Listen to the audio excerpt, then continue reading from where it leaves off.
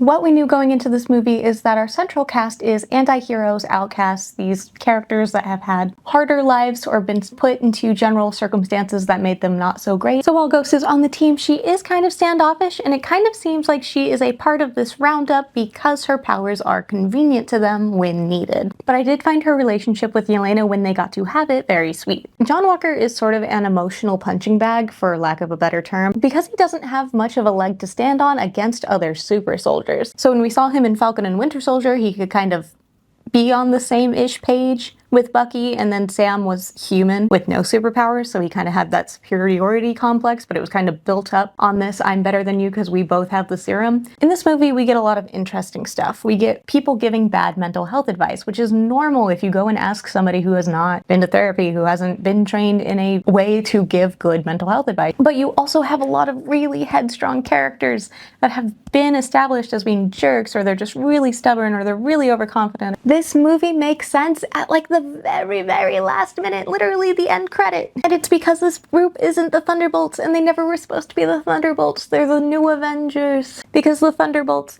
are the Punisher Task Force, and they're doing what the Thunderbolts do in the comics, and it was never supposed to be that way. So it wasn't surprising, but the dynamic makes sense because the new Avengers were in the comics, brought together because the Avengers had to disband. It was a group of heroes that had to step up because they just were around each other. And they weren't supposed to be a found family, they weren't supposed to know each other, weren't supposed to work well with each other unless it was a stressful situation. And since the whole Fantastic Four coming into this universe and the next big threat is Doom, we understand that we're just holding it down until we get the next big threat.